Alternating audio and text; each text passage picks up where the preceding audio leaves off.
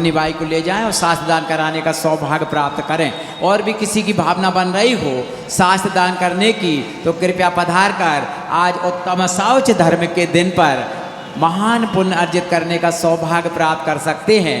आज रात्रि में अनमोल भैया द्वारा भी वचनिका होगी और सांस्कृतिक कार्यक्रमों की श्रृंखला में बहुत अच्छी एकता महिला ग्रुप द्वारा जोड़ी कमाल की आशीर्वाद शस्त्र श्रीमती प्रेम बाबू मुरानिया वाली भाभी जी पधार रही हैं, शास्त्र दान करने का सौभाग्य प्राप्त कर रहे हैं। जी की मम्मी राजेश जी की मम्मी शास्त्र दान कर रही हैं, जोरदार तालियों से स्वागत। और भी किसी की भावना हो तो आ जाएं। चलते हैं पूज्य महाराज श्री के युगल चरणों में नमोस्तु अर्पित करते प्रार्थना करते हैं चतुर्थ अध्याय के माध्यम से हमें ज्ञान अर्जित कराने की कृपा करें। नमोस्तु नमोस्तु नमोस्तु। बोलिए त्रिकालवर्ती नौ देवताओं की, मुल्लायक श्री चिंतामणि पार्श्वनाथ भगवान की, दशलक्षण महापर्व की, आचार्य उमा स्वामी जी महाराज की, आचार्य भगवंत गुरुवैश्य श्री विद्यासाई जी महाराज की, परम पूज्य आचार्य श्री समय साई जी महाराज की, परम पूज्य मुनिवश्री निर्दोष साई जी महाराज की।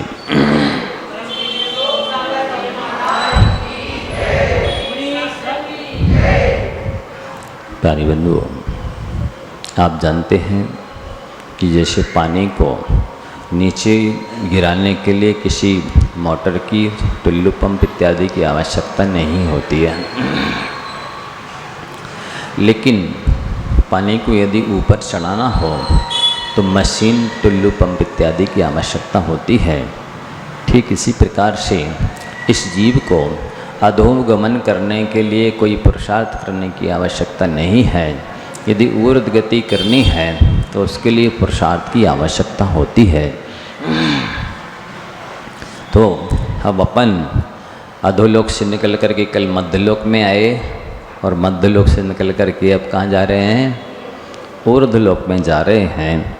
वहाँ की व्यवस्था देख लें कि क्या सिस्टम है, तो आप लोगों को कौन सी तैयारी यहाँ पर करनी है। सामने वाला पूछता है, चूँकि उमा स्वामी आचार्य महाराज के पास सामने कोई भव्य बैठा है दीपैक नामक, यह आपको पहले बताया जा चुका है, तो वो एक के बाद एक प्रश्न करता चला जाता है कि आचार्य भगवान आपने भव प्रत्योवधिर देवनारकाणाम इस सूत्र में देव और नारकियों की चर्चा की। आगे चल कर के और भी देव और नारकियों की चर्चा तो सुनने में आई, पर देव भी कहाँ रहते हैं, कितने भेद वाले होते हैं, उनकी क्या विशेषता है, तो बताते हैं देवास चतुर्णी कायाः, देवास चतुर्णी कायाः। जैसे मनुष्य ब्राह्मण क्षत्रिय वैश्य और शूद्र की अपेक्षा से 4 प्रकार के होते हैं, 4 जातियों में विभाजित हैं, 4 वर्णों में विभाजित हैं, वैसे ही देव भी भवनवासी व्यंतर ज्योतिषी और वैमानिक की अपेक्षा से 4 भागों में 4 जातियों में 4 वर्णों में विभाजित हैं। सामान्यतया से देव किसे कहते हैं, तो कहते हैं अंतरंग में तो उनके देवगति नाम कर्म का उदय रहता है और बाह्य में नाना प्रकार की विभूति से वो दीप और समुद्र इत्यादियों में क्रीड़ा किया करते हैं, उन्हें देव कहते हैं। चूँकि दिवो क्रीड़ायाम धातु से देव शब्द बना है और दिवो क्रीड़ायाम धातु के लगभग 16 अर्थ हैं। कितने अर्थ हैं? 16-17 अर्थ हैं। इसलिए इस शब्द से निकलने वाला अर्थ बताया गया है। ये शब्द की व्युत्पत्ति की गई है, दिव्यंती इति देवाः, जो नाना द्वीप समुद्रों में कीड़ा करें उन्हें देव कहते हैं। और वे 4 भेद वाले हैं, 4 निकाय वाले हैं, 4 संप्रदाय वाले हैं, 4 जाति वाले हैं, 4 वर्ण वाले हैं। तो अब बोलते हैं भवनवासी कैसे कहते हैं, कि जिनका स्वभाव भवनों में रहने का है उन्हें भवनवासी कहते हैं। भवनों में भवनेषु बसंती इत्येवं शीला भवनवासिना, ये भवनों में रहते। जिनका नाना प्रकार के देशों में निवास होता है उन्हें व्यंतर कहते हैं। यत्र तत्र विचरन्ति इति व्यंतराः, जहाँ कहीं भी ये घूमते हैं, भ्रमण करते रहते हैं। और जो देव ज्योतिर्मय होते हैं, चमकते रहते हैं, उन्हें सामान्य से ज्योतिषी देव कहते हैं। तो सूर्य आदि इनकी विशेष संज्ञाएँ हैं, विशेष नाम हैं, जो कि विशेष नाम कर्म से उन्हें उत्पन्न होती हैं, वे प्राप्त होते हैं। विमानेषु बसंती इत्येवं शीला वैमानिका, जो विमानों में रहते हैं ऊपर अथवा अपने आप को विशेष पुण्यशाली पुण्यात्मा मानते हैं, उन्हें वैमानिक देव कहते हैं। अब देवों के शरीरों में क्या विशेषताएं होती हैं, ये आवाज़ थोड़ा सा झनझना रहा है, उसको देख ले जरा। क्या बोलते हैं कि देवों के शरीर में जिस प्रकार से मनुष्य त्रयंचों के शरीर में हड्डियां होती हैं, नसें होती हैं, खून होता है, मलमूत्र होते हैं, केस होते हैं, रोम होते हैं, चमड़ा होता है, मांस आदि होते हैं, ये सारी धातु उपधातु देवों के शरीर में नहीं होती है। देवों का आहार अमृत का होता है और साथ ही उनका शरीर वैक्रियक होता है। देवों के शरीर की परछाई नहीं पड़ती, जैसे प्रतिबिंब अपने शरीर का आदि अपन धूप में खड़े हो जाएं या लाइट की वजह से ये जो प्रतिबिंब पड़ता है, ऐसी छाया परछाई प्रतिबिंब देवों के शरीर का नहीं पड़ता है।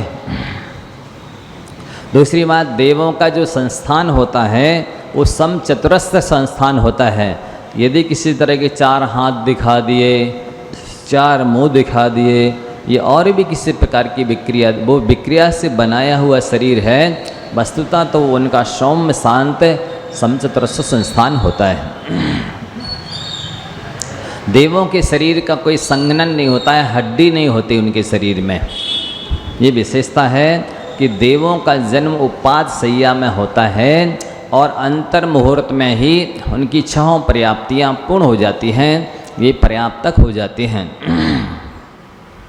और पूर्ण होकर के 16 वर्ष के बालक की तरह युवक नवयुवक के समान हमेशा रहते हैं। वे उनके शरीर में वृद्धावस्था भी नहीं आती है। जिस तरह से मनुष्यों के शरीर में वृद्धावस्था आती है, शरीर में झुर्रियाँ पड़ जाती हैं, बाल सफ़ेद हो जाते हैं, आँखों से कम दिखाई देने लगता है, कानों से कम सुनाई देने लगता है और अनेक तरह की विकृतियाँ वृद्धावस्था संबंधी, जो कमर झुक जाना है, दांत गिर जाना है, इत्यादि समस्याएं देवों के पास नहीं हैं। उनका जैसा अंतर्मुहूर्त में शरीर बन गया 16 वर्ष के नवयुवक की तरह, वैसा ही पूरे जीवन बना रहता है। विशेषता ये होती है कि यदि वो देव सम्यक दृष्टि होते हैं तो वो नियम से अभिषेक पूजा करते ही हैं। तो जैसे सम्यक दृष्टि देव नियम से अभिषेक पूजा करते हैं, जैसे यहाँ पर भी जो सम्यक दृष्टि श्रावक होंगे वे नियम से अभिषेक पूजा करेंगे। और देवों में जैसे मिथ्या दृष्टि देव होते हैं तो वे बड़े देवों को देख करके, सम्यक दृष्टि देवों को देख करके और कुल देवता मान करके पूजा करते हैं, दर्शन करते हैं। जैसे यहाँ पर देखा देखी कई लोग भदैया दसैया पूजा करने के लिए आ जाते हैं। भादों में पूजा करने वाले भदैया कहलाते हैं, दशलक्षण के 10 दिनों में पूजा करने वाले दसैया कहलाते हैं। तो वो सम्यक दृष्टि जो होते हैं वे तो 12 महीने 365 दिन प्रतिदिन अभिषेक पूजा करते हैं। बाकी जो मिथ्या दृष्टि होते हैं वे बड़े लोगों को, सम्यक दृष्टि आदि देवों को देख करके करते तो हैं मन मार के, लिहाज सकोच में, लेकिन कुल देवता मान के करते हैं। जो कि मिथ्या दृष्टि है, ये मेरे इष्ट हैं, आराध्य हैं, पूज्य हैं, ऐसा मान के नहीं करते। कुल परिपाटी से चला आया है, करते हैं, बड़े लोग करते चले आए, इसलिए करते हैं। और सबसे घटिया से घटिया देव की 32 देवांगनाएं तो कम से कम होती है। फिर चारों निकायों के देव तीर्थंकर परमात्मा के 5 कल्याणकों में आते हैं। लेकिन जो लौकांतिक देव हैं वे केवल तीर्थंकर परमात्मा की दीक्षा कल्याणक में उनके वैराग्य की अनुमोदना करने के लिए, प्रशंसा करने के लिए आते हैं। अन्य समय में वहीं से नमस्कार करते हैं। हाँ, ये बाल ब्रह्मचारी होते हैं, बस कायोत्सर्ग करके संकल्पित नहीं होते हैं, इसलिए व्रती नहीं कहलाते हैं। देवांगनाएं भी नहीं होती हैं और मैथुन की इच्छा भी नहीं होती है, लेकिन संकल्प पूर्वक त्याग नहीं होता है कि मेरा आजीवन ब्रह्मचर्य है कि देवांगना का त्याग है। ऐसा संकल्प ना होने की वजह से वे असंयमी ही कहलाते हैं। यद्यपि वो वासना के त्यागी हैं, इसलिए देवर्षि कहलाते हैं। बाकी देवों के द्वारा अर्चनीय, वंदनीय, सम्माननीय होते हैं, दासांग के पाठी होते हैं। ये विशेषताएं तो उनमें होती हैं। देवों को जितनी भी भोग सामग्री है वो सारी की सारी 10 प्रकार के कल्प वृक्षों से प्राप्त होती है। और साथ ही देवों के पास अणिमा महिमा आदि 8 रिद्धियाँ होती हैं। कितनी रिद्धियाँ? अणिमा महिमा, अणिमा रिद्धि की विशेषता होती है कि उसके माध्यम से अपने शरीर को इतना छोटा बना लें कि सुई की छेद में से भी निकल जाए। क्या सुई के छेद में से भी निकल सकते हैं? देवलोक विक्रिया से इतना छोटा शरीर भी बना सकते हैं। और महिमा रिद्धि के माध्यम से इतना बड़ा शरीर बना लें कि सुमेरु पर्वत से भी बड़ा। और लघिमा रिद्धि के माध्यम से रुई जैसा हल्का अपना शरीर बना सकते हैं। और गरिमा रिद्धि के माध्यम से वो इतना बड़ा ठोस शरीर बना लें कि सुमेरु पर्वत से भी भारी हो जाए। वजन में सुमेरु पर्वत से भी भारी हो जाए, ऐसा भी बना सकते। प्राप्ति रिद्धि के माध्यम से वो यहाँ से बैठे बैठे सम्मित शिखर में स्वर्णभद्र कूट में जाकर के ऐसा हाथ फैलाएंगे और पार्श्वनाथ भगवान के दोनों चरणों को यहीं से स्पर्श कर सकते हैं। प्राकाम्य रिद्धि के माध्यम से वो अपनी इच्छा अनुसार जल पर पृथ्वी जैसे चल सकते हैं और पृथ्वी पर जल जैसे तैर सकते हैं। ऐसी विशेषता उनके शरीर में हो सकती है, होती है। ईसत्व रिद्धि के माध्यम से वो सबका प्रभुत्वपना जगत पर प्रभुत्व कर सकते हैं, ऐसी क्षमता होती है। और वशित्व रिद्धि के माध्यम से वो सबको वशीभूत कर सकते हैं, यानी अनेक तरह के रूप बनाने की क्षमता उनके पास होती है। अब इनकी लेशाओं की चर्चा करते हैं। आदि तस्त्रशु पीतांत लेशाह, आदि तस्त्रशु पीतांत लेशाह। अब इनके क्रम जो बताए गए हैं, भवनवासी, व्यंतर, जोशी, वैमानिक, ये सूत्र में जो क्रम बताया है उसी क्रम से यहाँ पर चर्चा कर रहे हैं कि इन 3 निकायों में, भवनवासी, व्यंतर, जोशी देवों में लेशाओं का भी क्रम है। कृष्ण, नील, कापोत, पीत, पद्म, शुक्ल। तो इसी क्रम से कृष्ण, नील, कापोत और पीत, ये 4 लेशाएं तक हो सकती हैं किनके? भंवरवासी, व्यंतर और ज्योतिषी देवों की। अब इस विषय में 2 मत हैं। एक मत तो ये है कि अपर्याप्त अवस्था में 3 अशुभ लेशाएं होती हैं, पर्याप्त अवस्था होते ही पीत लेशा हो जाती है। आचार्य भगवान का भी कहना था और सर्वार्थ सिद्धि में भी कहा गया है। क्या कहा गया है कि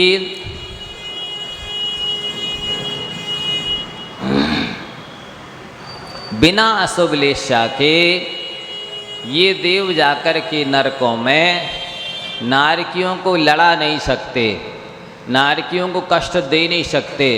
आप सब भी सुन लीजिए, अशुभ लेशा के बिना कोई किसी जीव को सता नहीं सकता। अशुभ लेशा के बिना कोई किसी जीव को परेशान नहीं कर सकता, मार नहीं सकता, कष्ट नहीं दे सकता, पीड़ा नहीं दे सकता। यदि कोई किसी को परेशान कर रहा है, सता रहा है, पीड़ा दे रहा है, मार रहा है, किसी भी तरह से कष्ट पहुंचा रहा मन वचन काया से, इसका मतलब है कष्ट पहुंचाने वाले की अशुभ लेशा है और वो अशुभ कर्मों का बंध कर रहा है। हाँ, जिसे परेशान किया जा रहा है उसको तो दुख कभी ना कभी अंत को प्राप्त होंगे, पर परेशान करने वाले के दुखों का अंत होना कठिन है, असंभव है। अब आगे इन निकायों के भीतरी भेद दिखलाते हैं। कितने हैं? दशाष्ट पंच द्वादश विकल्पाः कल्पोपपन्न पर्यंताः। दशाष्ट पंच द्वादश विकल्पाः कल्पोपपन्न पर्यंताः। कल्पोपपन्न पर्यंत यानी 16वें स्वर्ग पर्यंत क्रमशः 10, 8, 5 और 12 भेद वाले ये देव होते हैं। अर्थात भवनवासियों के 10 वेद हैं, व्यंतरों के 8 वेद हैं, ज्योतिषी देवों के 5 वेद हैं, वैमानिक देव 12 प्रकार के हैं, 12 भेद वाले होते हैं। आगे देवों के भेदों का ज्ञान कराते हैं। इंद्र सामानिक त्रय स्त्रिंस पारिषदात्म रक्ष लोकपालानिक प्रकीर्ण का भी योग्य किलविशिकाश्चैकसः। इंद्र सामानिक त्रय स्त्रिंस पारिषदात्म वृक्ष लोकपालानिक प्रकीर्ण का भी योग्य किलविशिकाश्चैकसः।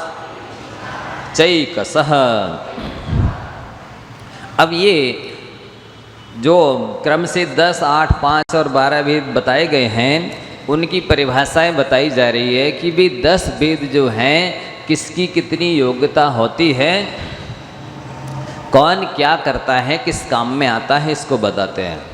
इंद्र तो कहते हैं जैसे यहाँ मध्यलोक में राष्ट्रपति होता है, उसके स्थानापन्न इंद्र होता है। जो दूसरे देवों में ना पाई जाने वाली अणिमा महिमा आदि रिद्धियों से सहित होता है, साथ ही उसकी आज्ञा सब पर चलती है, उसके अंडर में सभी देवियाँ देवलोग होते हैं। मतलब यहाँ कह सकते हैं कि जैसे घर में मुखिया होता है, इसके स्थान पर वो इंद्र होता है। सामान्य देव वो भी इंद्र के ही तुल्य होते हैं, बस इतना अंतर होता है कि सामान्य देवों की आज्ञा नहीं चलती। जैसे राष्ट्रपति के भवन में राष्ट्रपति भी रहता है, उनकी पत्नी भी रहती है, बच्चे भी रहते हैं, लेकिन आज्ञा राष्ट्रपति की ही चलेगी, अन्य लोगों की आज्ञा नहीं चलेगी। ऐश्वर्य का भोग तो बाकी लोग भी करते हैं, यथासंभव कर सकते। तो ये सामान्य देव जो है ना, जैसे राष्ट्रपति के पिता हैं अथवा राष्ट्रपति को जिनने पढ़ाया है, गुरु हैं, शिक्षा देते हैं, सलाह देते हैं, इसके स्थानापन्न तुल्य सामान्य जाति के देव होते हैं। त्रयस्त्रिंश देव वो है जो मंत्री और पुरोहित के समान इंद्र को सलाह देते हैं, और ये इंद्र की सभा में गिनती के 33 ही होते हैं। पारिषद देव जो सभा में मित्र के स्थानापन्न या प्रेमी जनों के तुल्य होते हैं उन्हें पारिषद देव कहते हैं। मित्र मंडली इसको कहते हैं। आगे कहते हैं आत्मरक्ष देव किन्हें कहते हैं? जो बॉडीगार्ड होते हैं, अंगरक्षक होते हैं, उनको आत्मरक्ष देव कहते हैं। ये इंद्र के रक्षक हैं, बॉडीगार्ड हैं। यद्यपि वहाँ पर किसी भी प्रकार की खतरा नहीं है, फिर भी इंद्र का वैभव है जो पुण्य के उदय से मिलता ही है। लोकपाल किसे कहते हैं? जो लोक का पालन करते हैं, अर्थात जैसे कोषाध्यक्ष होते हैं, कुबेर होते हैं, इसके स्थानापन्न ये लोकपाल देव होते हैं। अनेक किसे कहते हैं? अनेक का अर्थ होता है सेना। तो जो सेना के रूप में पैदल हैं, घोड़े के काम में आते हैं, हाथी के काम में आते हैं, बैल के काम में आते हैं, रथ में जुतने के काम में आते हैं, गंधर्व है, नर्तकी है इत्यादि, ये सभी देव अनेक के अंतर्गत आते हैं। ये इंद्र का वैभव। प्रकीर्णक देव किसे कहते हैं? जैसे गांव में रहते सामान्य लोग प्रजा के स्तुल्य होते हैं। और जैसे मान लो आपने मानना बनाया विधान का, अब उसमें बीच में अलग बना दिया एक थौना के लिए, फिर क्रमशः लाइन ये श्रेणीबद्ध बना दिए, फिर बीच बीच में आप चमकीली चीज़ ऐसे फेंक देते हैं उस मानने की शोभा बनाने के लिए। ठीक इसी प्रकार से जो फुटकर सामान्य देव लोग हैं, सामान्य जनता है, प्रजा है, उसकी स्थानापन्न जो होते हैं उन्हें प्रकीर्णक कहते हैं। फिर अभियोग्य देव कौन होते हैं? जो देव दासों के समान होते हैं और साथ ही वाहन आदि के काम में आते हैं, हाथी घोड़ा इत्यादि बन करके विमान में लगते हैं और उस पर इंद्र बैठ करके यहाँ वहाँ जाता है। ऐसा समझ सकते हैं कि जैसे यहाँ पर ड्राइवर होते हैं, क्लीनर होते हैं, इनके स्थानापन्न जो देव होते हैं उन्हें क्या बोलते? अभियोग्य बोलते हैं। किल्विष देव कौन होते हैं? कि जो सीमा के पास रहने वाले होते हैं। जैसे यहाँ पर अपन देख सकते हैं नीची जाति के जो नीची कास्ट के लोग होते हैं वे गांव के बाहर रहते हैं। ठीक इसके समान जो अलग से रहते हैं वो देव किल्विष देव कहलाते हैं। किल्विष का अर्थ पाप होता है। पाप के उदय से जो घटिया देव होते हैं और शूद्रों के स्थानापन्न रहते हैं उन्हें किल्विष देव कहते हैं। मतलब यहाँ पर जिन लोग जैसे मनुष्य गति में पुण्य भी करते हैं और पाप भी करते रहते हैं, तो उस पुण्य की वजह से वे वहाँ किल्विष देव बन जाते हैं और वहाँ पर भी वो पापी ही जीव कहलाते हैं। ये इंद्र की सभा में नहीं जा सकते अंदर। किल्विष जाति के जो देव हैं जहाँ पर जूते चप्पल उतारे जाते हैं उस स्थान पर इनकी ड्यूटी होती है। अब चारों निकायों में इंद्रादि 10 भेद हैं क्या, ऐसा कोई पूछता है तो जिनमें 10 भेद नहीं हैं उनको बतलाते हैं। त्रैस्त्रिंश लोकपाल वर्ज्या व्यंतर ज्योतिष्काः। त्रैस्त्रिंश लोकपाल वर्ज्या व्यंतर ज्योतिष्काः। व्यंतरों में और ज्योतिषी इन 2 निकाय में त्रैस्त्रिंश और लोकपाल नाम के ये 2 भेद नहीं होते हैं। अभी बताया था ना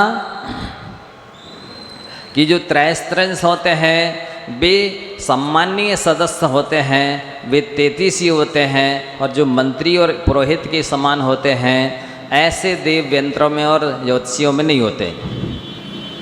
और लोकपाल हैं जी अर्थचर के स्थानापन्न, कुबेर के स्थानापन्न होते हैं, ये भी नहीं होते। आप पूछेंगे क्यों नहीं होते हैं, तो उसका उत्तर ये है कि ये देव विशिष्ट पुण्य वाले नहीं हैं। भवन वाले व्यंतर और ज्योतिषी ये दोनों निकाय के देव विशिष्ट पुण्य का अभाव होने से उनमें ये व्यवस्था नहीं होती। मतलब राजाओं को विशिष्ट जाति का पुण्य होने पर ही उन्हें विशेष सलाह देने वाले मंत्री, हित शासक और बलशाली रक्षक सेना आदि मिलती है। विशिष्ट पुण्य न होने पर ये फैसिलिटी नहीं मिलती।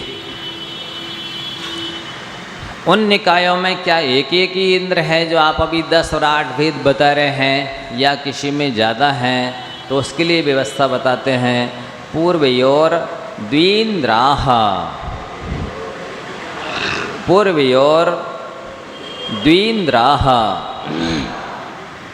अब पूर्व के जो 2 निकाय हैं उनमें 2-2 इंद्र होते हैं। भवनवासियों में 2 इंद्र होते हैं, 2 प्रतीन्द्र होते हैं। तो 10 वेद हैं तो 20 इंद्र हो जाएंगे, 20 प्रतीन्द्र हो जाएंगे। व्यंत्रों में 8 वेद हैं तो 16 इंद्र हो जाएंगे, 16 प्रतीन्द्र होंगे। इस प्रकार से एक गाथा आप लोग पढ़ते होंगे। भवनाला 40, व्यंतर देवान हंत 32, कप्पामर 24, चंद्रो सूरो नरो त्रियो। भवनवासियों के 40 इंद्र, ये सामान्य से इंद्र कहने में आ रहे हैं, लेकिन 20 इंद्र हैं, 20 प्रतीन्द्र हैं। इसी तरह से व्यंतरों की 32 इंद्र कहने में आ रहे हैं, लेकिन 16 इंद्र हैं और 16 प्रतीन्द्र। वैमानिकों की 24 इंद्र हैं, मतलब 12 इंद्र, 12 प्रतीन्द्र। अब आपको प्रश्न उठना चाहिए कि महाराज जी स्वर्ग तो 16 हैं, लेकिन इंद्र 12 क्यों हैं? तो पहला सौधर्मा, ऐशान, सनत कुमार और महेंद्र, इन 4 स्वर्गों में 4 इंद्र हैं। 20 के 8 स्वर्गों में 4 इंद्र हैं, मतलब 2 स्वर्गों का 1 इंद्र है। ऊपर के 4 स्वर्गों के आनत, प्राणत, आरण, अच्युत, इन 4 स्वर्गों के 4 इंद्र हैं। इस तरह कुल मिलाकर के 12 तो इंद्र हैं और 12 ही प्रतीन्द्र हैं। तो कल्पवासियों के 24 इंद्र होते हैं। ज्योतिषी देवों में एक सूर्य हो गया, एक चंद्रमा हो गया। चंद्रमा इंद्र है, सूर्य प्रतीन्द्र है। ध्यान देना, चंद्रमा इंद्र है, सूर्य प्रतीन्द्र है। मनुष्यों में चक्रवर्ती मनुष्यों का इंद्र माना जाता है, और त्रियंचों में सिंह त्रियंचों का इंद्र स्वामी माना जाता। अर्थात 100 इंद्रों में एक पूंछ वाला भी है और एक मूंछ वाला भी है। पूंछ वाला तो सिंह हो गया, मूंछ वाला चक्रवर्ती हो गया। बाकी के ना पूंछ है ना मूंछ है। इसलिए पूंछ और मूंछ का झगड़ा इन मनुष्यों में ही होता है और त्रियंचों में। कभी कहता मुझको पूछा नहीं तो पूंछ का झगड़ा रहता है, और कभी कहता मेरी इज्जत का सवाल है, प्रेस्टीज पॉइंट है। तो पूंछ और मूंछ का झगड़ा मनुष्य त्रियंचों में होता है, देवताओं में ये झगड़ा नहीं है। आगे इनकी प्रविचार की व्यवस्था बताते हैं। कय प्रविचारा ऐसानात, कय प्रविचारा ऐसानात। ऐसान स्वर्ग तक, आ शब्द जो है अभिविधि अर्थ में है। ईशदर्थे क्रिया योगे मर्यादावि विधौछया एतम मातम गीतम विद्यात बाकी स्मरणियो रंगीत। ईशद अर्थ में क्रिया के योग में, मर्यादा अर्थ में आ अलग होता है, मर्यादा अर्थ में होता है, और अभिविधि अर्थ में भी एक आ होता है, जिसमें ईशान स्वर्ग भी लिया जाता है। भवनवासी, व्यंतर, ज्योतिषी, सौधर्म और ऐशान स्वर्ग, यहाँ 5 जगहों पर मनुष्य त्रियंचों जैसी प्रविचार की व्यवस्था, कुशील सेवन की व्यवस्था है। आगे दूसरे स्वर्ग के ऊपर किस तरह से प्रविचार होता है, तो उसका उत्तर स्वरूप सूत्र बोलते शेषाः स्पर्श रूप शब्द मनः प्रविचाराः। शेषाः स्पर्श रूप शब्द मनः प्रविचाराः शेष स्वर्गों में अर्थात क्रम से लगा लेना सानत कुमार और महेंद्र स्वर्ग के देव और देवियाँ इनकी कसाय मंद हो जाती है, इसलिए वे देव देवी का स्पर्श कर लें इतना सा और देवी देव का स्पर्श कर ले तो उनकी काम संबंधी पीड़ा शांत हो जाती है। बस इसके अलावा और कोई व्यवस्था नहीं, केवल छूना है बस जरा सा और तृप्ति हो जाती, संतुष्टि हो जाती है, इतनी मंद कषाय हो जाती है। फिर इसके बाद में 5वां ब्रह्म ब्रह्मोत्तर लांतोक्तापिष्ठ, ये जो स्वर्ग हैं 4, यहाँ के देवों की किस तरह प्रविचार होता है तो वो कहते हैं कि जैसे ही देव ने देवांगना का रूप देखा और देवांगना ने देव का रूप देखा, बस इतने मात्र से ही उनकी तृप्ति हो जाती है, संतुष्टि हो जाती है। इसके आगे और भी कुछ करने की आवश्यकता नहीं पड़ती है। तो इस तरह इनकी प्रविचार व्यवस्था है। फिर आगे बताते हैं कि 9वें 10वें 11वें 12वें स्वर्ग में जो देव और देवियाँ हैं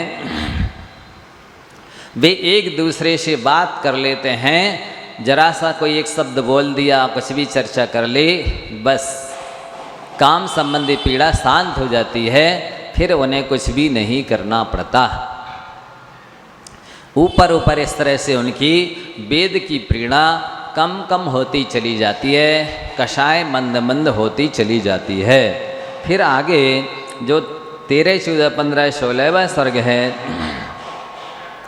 वहाँ के जो देव देवियाँ हैं उनको केवल मन में प्रविचार संबंधी विकल्प आया कि बस शांति हो जाती है, केवल विकल्प आता है मन में, इसके आगे कुछ भी नहीं करना पड़ता है और उनकी मैथुन संबंधी पीड़ा शांत हो जाती है।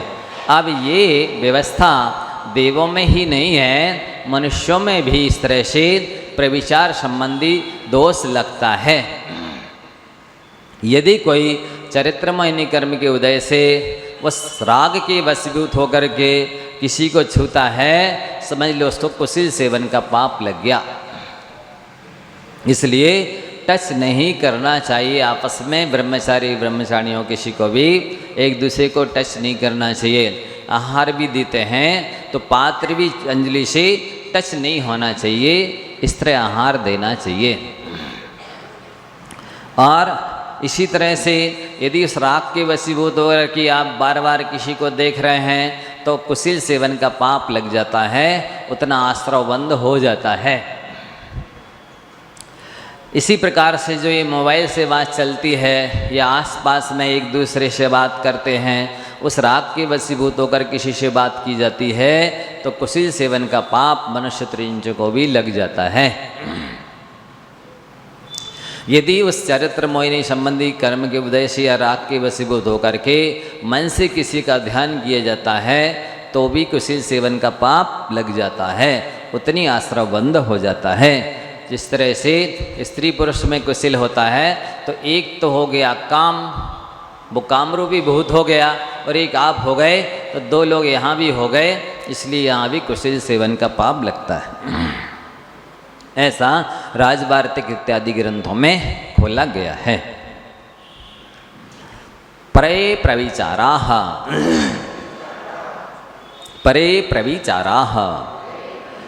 अब परे का अर्थ होता है 16वें स्वर्ग के ऊपर के जो देव हैं, कहा के 9 ग्रैवेयक, 9 अनुदेश, 5 अनुत्तर, यहाँ के जो देव हैं उनको प्रविचार संबंधी कोई बाधा नहीं होती है।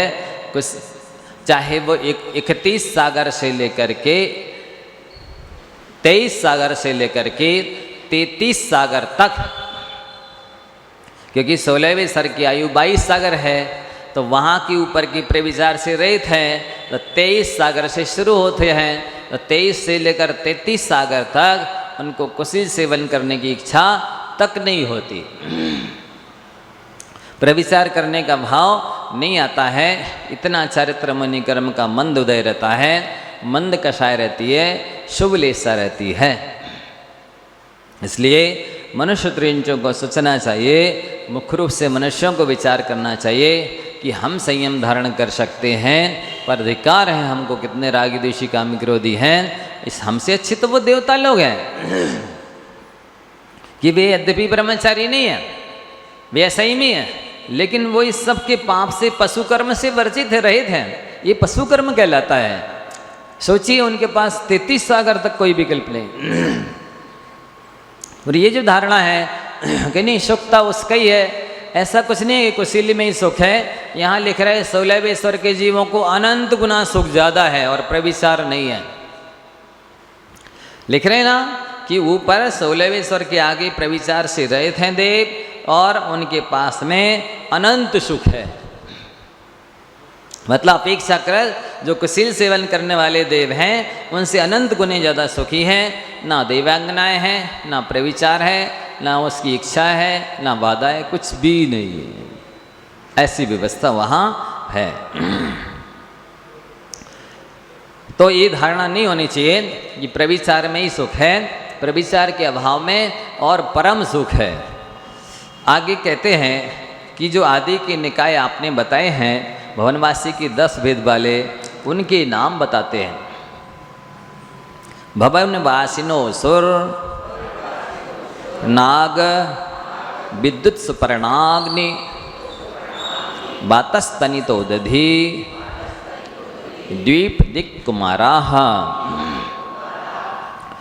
हाँ, तो ये भवनवासी हैं। भवनेषु बसंती इत्येवं शीला। भवनवासिना जो भवनों में निवास करते हैं, ये शब्द से निकलने वाला अर्थ है, ये शब्द से की जाने वाली व्युत्पत्ति है। वस्तुतः ये भवन में ही नहीं रहते हैं, ये देव इनके 3 आवास हैं। भवन में भी रहते हैं और भवनपुर में रहते हैं और आवास, 3 नाम हैं इनके निवास के। तो जो रत्न प्रभा पृथ्वी में रहते हैं नीचे, उनके निवास स्थान को भवन बोलते हैं। जो द्वीप समुद्रों के ऊपर रहते हैं उस निवास स्थान को भवनपुर बोलते हैं। और जो तालाबों में, बावड़ी में, वृक्षों के ऊपर यहाँ वहाँ जहाँ कहीं भी रहने लग जाते हैं, वो आवास कहलाता है। वस्तुतः इनके निवास स्थान तो वहीं खरभाग में और पंख भाग में है, पर ये देव चूँकि कौतकी जैसे होते हैं, मनोरंजन प्रिय होते हैं। जैसे कई लोग यहाँ मनुष्य भी होते ना कि रात को यहाँ बनेंगे नहीं पूरे में जनता, लेकिन दिन में वे नहीं आएंगे। तो जो मनोरंजन प्रिय होते हैं ना, अशुभलेशा वाले खोटे देव, वे भी यहाँ वहाँ मनोरंजन के लिए आते जाते निवास करते रहते हैं। आगे व्यंतरों के नाम बताते हैं। व्यंतराः किन्नर किमपुरुष महोरग गंधर्व यक्ष राक्षस भूत पिशाचाः। पिशाचा बोलना है, पिचासा नहीं बोलना। चा को आगे कर देते, सा को बाद में कर देते तो गड़बड़ हो जाता है। हाँ, तो व्यंतर देवों के किन्नर किमपुरुष महोरग गंधर्व यक्ष राक्षस भूत और पिशाच, ये 8 भेद हैं। है? किन्नर किसे कहते हैं? तो कहते हैं जिनको गाने में राग होता है उन्हें किन्नर कहते हैं। गाने का कई लोगों को बहुत राग होता है। गीत रतिया किन्नराः, गान में रति रखने वाले किन्नर देव कहलाते हैं। और ये इंद्र की सभा में गाते रहते हैं। जैसे वो होते ना, कौन गवैया हैं, हाँ भोजक, भोजक जैसे इस टाइप के होते हैं, वो किन्नर कहलाते हैं। किमपुरुष, किमपुरुष का अर्थ वैसे खोटा पुरुष होता है। किमपुरुष माने खोटा पुरुष। तो ये जो किमपुरुष जो देव हैं, ये प्राय करके मैथुन में रति रखते हैं, उसी सेवन में रुचि रखते हैं, इसलिए इनको किमपुरुष कहते हैं। महोरग देव वो कहलाते हैं जो उरग माने सांप जैसी विक्रिया बनाने में रुचि रखते हैं। जब कब्री भी विक्रिया बनाएंगे तो सांप की विक्रिया बनाएंगे। इस टाइप का नेचर वाले महोरग कहलाते हैं। गंधर्व, अब इंद्र आदि की सभा में जो गायक देव होते हैं उन्हें गंधर्व कहते हैं, गाने वाले। यक्ष, जिनके लोभ की मात्रा ज़्यादा होती है उनको यक्ष देव कहते हैं। जैसे यहाँ मंदिरों की रक्षा के लिए यक्ष बनाते ना, आजू बाजू में दरवाजे के भांडागार की रक्षा के लिए नियुक्त किया जाता है इन्हें। इंद्र का जो भी वैवाह साम्राज्य वहाँ निधि है वहाँ नियुक्त किए जाते हैं, ये यक्ष कहलाते हैं। राक्षस, जिन्हें भीषण आकृति बनाने में मजा आता है, रौद्र रूप बनाने में आनंद आता है, उन्हें राक्षस कहते हैं। मतलब रौद्र रूप बनाएंगे, रौद्र काम करेंगे, भयानक भयानक डरावने डरावने हिंसा के काम करते हैं, उन्हें राक्षस कहते हैं। फिर व्यंतरों के निवास कितने प्रकार के हैं? इनके भी 3 ही प्रकार के हैं। भवन, चित्रा पृथ्वी के नीचे, भवनपुर जो द्वीप समुद्र में रहते हैं, और आवास तालाब पर्वत वृक्ष को आदि लेकर यहाँ जहाँ कहीं भी रह सकते हैं देव। मतलब भवनवासी और व्यंतर ये 2 निकाय के देव सर्वत्र घूमते हैं। कहीं ऐसा भी लिखा है कि सुई की नोक बराबर भी जगह नहीं है जहाँ पर भवनवासी और व्यंतर देव ना होवें। इसलिए कहीं पर भी आप प्रवेश करते हैं तो निश्चय ही बोल करके ही प्रवेश करें। और कहीं से भी जब रिटर्न होते वापस होते हैं, जाते हैं उस स्थान से, तो असही बोल करके जाना चाहिए। लोग जहाँ कहीं लघु शंका पेशाब इत्यादि कर देते हैं, थूक देते हैं, बैठ जाते हैं, घुस जाते हैं, और निश्चय बोलते नहीं हैं। इसलिए तो भूत पिशाच लग जाते हैं, बीमारियां लग जाती हैं। फिर कहते हैं हमको बीमारियां छोड़ ही नहीं रही हैं, हमें कोई परेशान कर रहा है, हमें छाया सी दिख रही है। तो जब तक पुण्य रहता है तो कोई बाल वाँका नहीं कर पाता है। जैसे ही थोड़ा सा पुण्य का पलड़ा कम हुआ, पुण्य घटिया हुआ या कम पड़ा, वो हावी हो जाते हैं। इसलिए आपको हमेशा ध्यान रखना चाहिए, निश्चय बोल करके मंदिर अकेले में नहीं करना प्रवेश। जब पूरे लोक में वे भरे पड़े हैं तो कहीं भी आप प्रवेश करो, निश्चय बोलना चाहिए। कहीं से भी आप जाओ वहाँ पर असही बोलना चाहिए। लेकिन प्राय प्रथा कैसी है, मंदिर में निश्चय करके बोल जाएंगे प्राय लोग।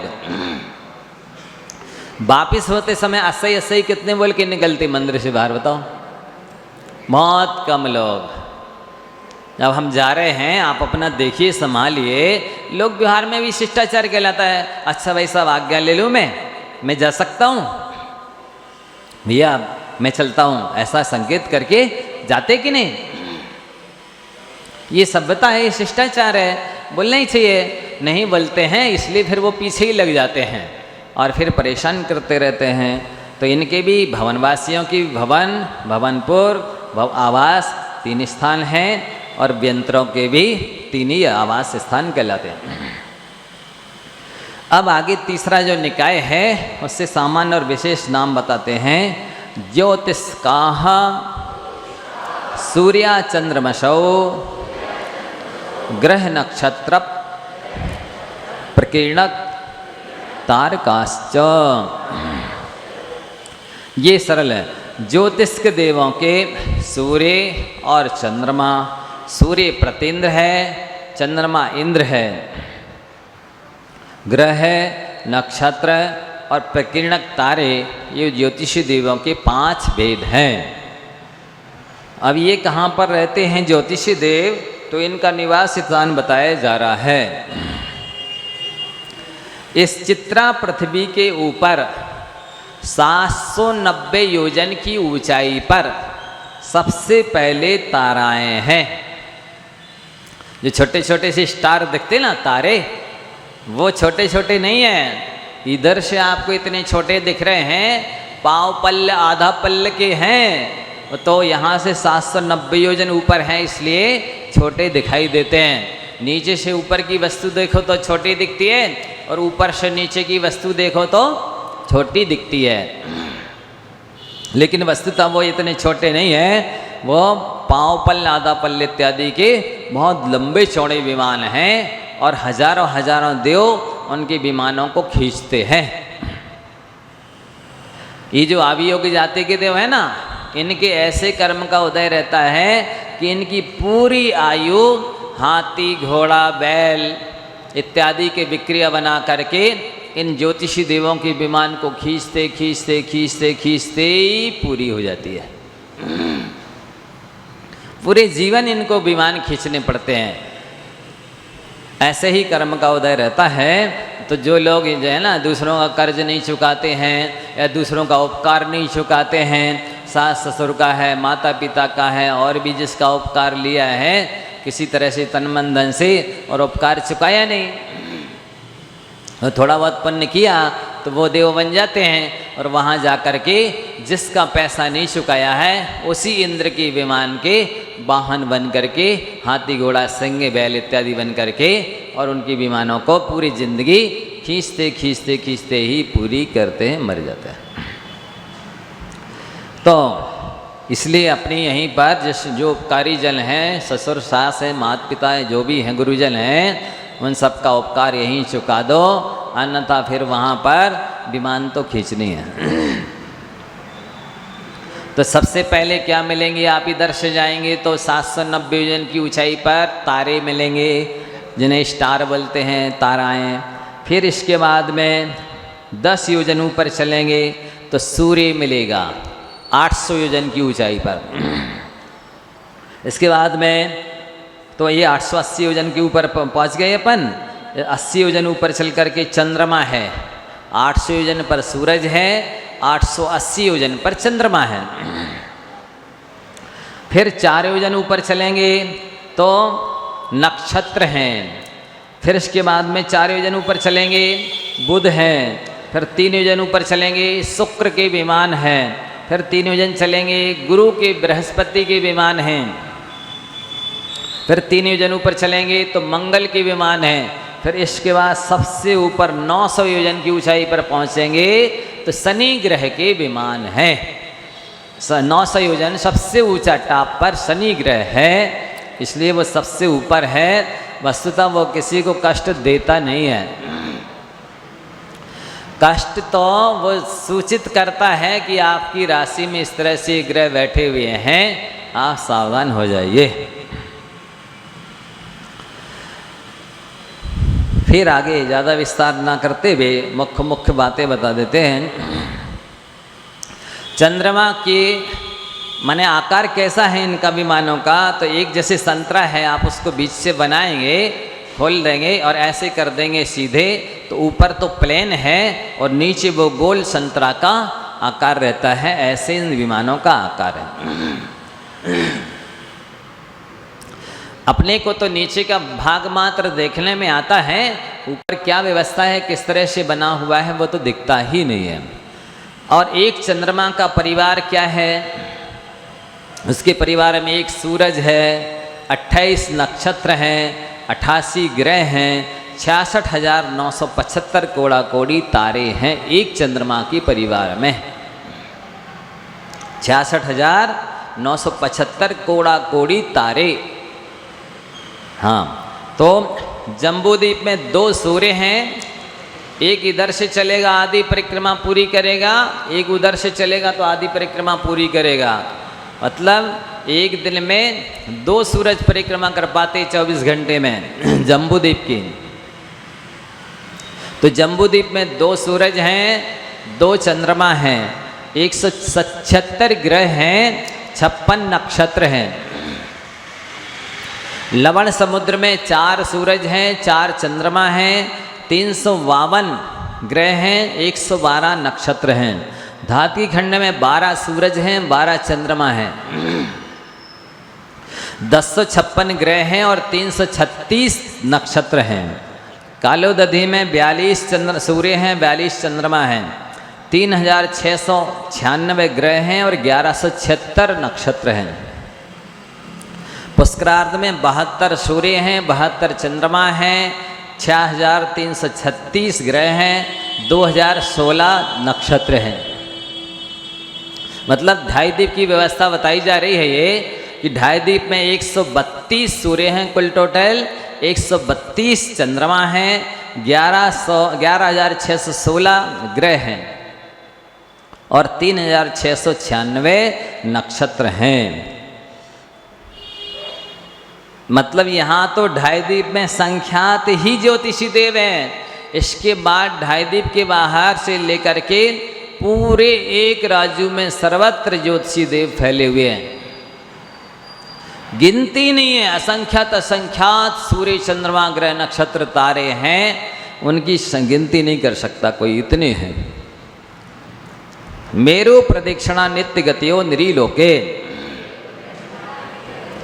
और ये ज्योतिषी देव करते क्या हैं, तो मध्यलोक में तो ये सुमेरु पर्वत की परिक्रमा करते हैं। ऐसे जैसे आप लोग वेदी की परिक्रमा करते हैं या पड़गान के बाद मुनि महाराज की परिक्रमा करते हैं, वैसे ही ये सूर्य ग्रह चंद्र नक्षत्र तारे सभी 500 ज्योतिषी देव सुमेरु पर्वत की परिक्रमा करते। कितनी दूरी से करते हैं, तो 1121 योजन दूर से परिक्रमा करते। मुनि महाराज की भी ऐसे ही कोशिश करनी चाहिए कि मान लो धूप में पड़गाहन हो रहा है, उनकी परछाई पड़ रही है, तो कोशिश करनी चाहिए कि परछाई पर पैर नहीं पड़ने चाहिए। कोई ऐसी तिरछी यदि लंबी परछाई पड़ रही है और जगह नहीं है तो मजबूरी है कि हमको लांघना पड़ रही है परछाई, लेकिन यदि संभव हो तो मुनि महाराज की परछाई पर पैर नहीं पड़ना चाहिए और ना ही पैर से लांघना चाहिए। क्योंकि परछाई क्या है, फोटो है, प्रतिमा है। परछाई में और फोटो में और प्रतिमा में क्या अंतर है? क्या आप फोटो को पैर से लांघ सकते हैं? क्या प्रतिमा को पैर से लांघ सकते हैं? तो फिर परछाई को कैसे लांघ सकते हैं? परिस्थिति हो कि भी बहुत लंबी परछाई है, मजबूरी है, तो अंदर में डर होना चाहिए, अभिनय ना हो जाए, पाप न लग जाए। क्योंकि जब शुभम चक्रवर्ती मात्र अणमोकार मंत्र के अक्षरों को लिख कर के पैर से मिटाने से सप्तम नरक गया 33 सागर की आयु का बंद किया, आप तो साक्षात मुनि महाराज की परछाई पर पैर रख रहे हैं। आप कौन से नरक में जाएंगे बताओ? स्वर्ग में जाएंगे कि मोक्ष में? ये विवेक रखना चाहिए। इसलिए दूर से परिक्रमा लगानी चाहिए। उनको महिलाओं की साड़ी न लगे, हाथ न लगे, पाँव न लगे, ये ध्यान रखते हुए, साथ ही नीचे चीटा चीटी है कि हरी घास है, ये भी देख करके परिक्रमा लगाना चाहिए। अन्यथा पड़गान होते ही होते महाराज जी आगे बढ़ गए, अरे क्या हो गया, हमने कौन सी गलती कर दी? आपने परछाई पे पाँव रख दिया है कि चीटी पे पाँव रख दिया है कि हरी घास पे पाँव रख दिया है, कुछ गलती तो की है, तभी तो आगे बढ़ गए। कि आपको विवेक नहीं है। जब इतनी विवेक नहीं है तो आहार में क्या विवेक रखा होगा आपने बनाते समय? ऐसा अनुमान लगा के वो आगे बढ़ गए। तो सूर्य चंद्रमा ग्रह ये तीनों को छोड़कर के शेष नक्षत्र तारे सदा ही एक ही मार्ग से गमन करते हैं। सूर्य चंद्रमा की अलग अलग गलियां होती हैं।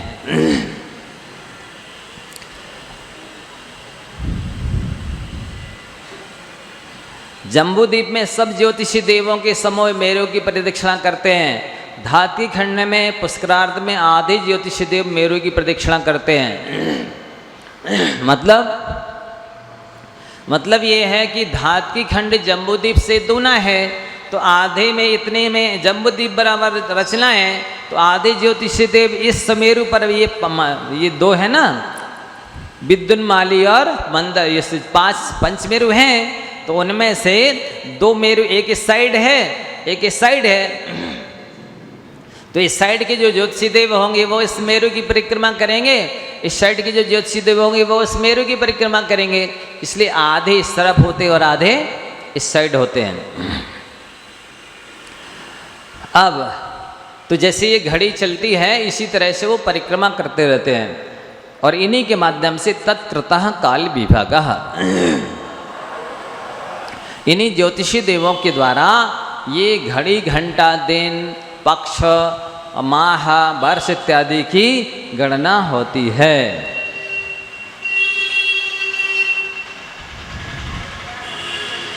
बहिरवस्थिताः। अब मध्यलोक के बाहर जो ज्योतिषी देव हैं वे अवस्थित ही रहते हैं।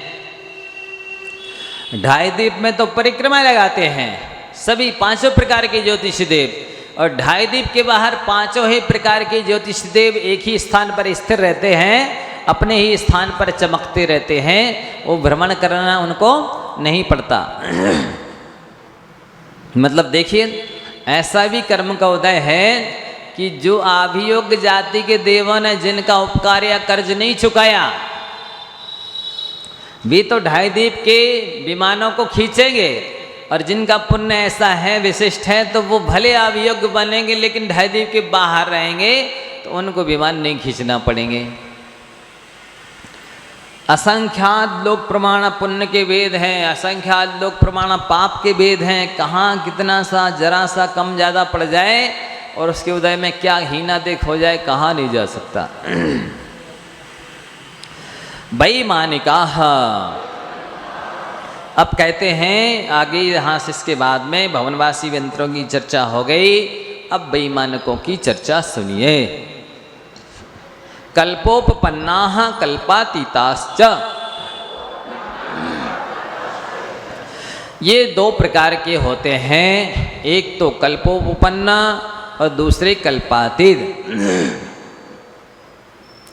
तो सामने वाला पूछता है कि कल्पोपन्न देव किन्हें कहते हैं? जिनमें इंद्र सामानिक आदि 10 प्रकार के देवों की व्यवस्था है, वे कल्पोपन्न कहलाते हैं। और जहाँ पर ये 10 प्रकार के देवों की व्यवस्था नहीं है, सभी अहम इंद्र हैं, ना कोई छोटे हैं ना कोई बड़े हैं, सब अपने अपने राजा हैं, अपने अपने घर के मालिक हैं, किसी को किसी के अंडर में नहीं रहना पड़ता, किसी को कोई किसी की आज्ञा नहीं माननी पड़ती है, वैभव भी सबका समान होता है, सब हर चीज़ में बराबर होते हैं, वे अहमेंद्र कहलाते हैं। उन्हें कल्पातीत देव भी कहते हैं। अब ये कहाँ पर कैसे रहते हैं वैमानिक देव? तो बोलते हैं ऊपरी ऊपरी ऊपरी ऊपरी, ऊपर ऊपर रहते हैं। कैसे रहते हैं ये? ऊपर ऊपर रहते हैं। कैसे रहते इनके आगे बताते हैं सभी को गिन करके। सौधर्मयी सान,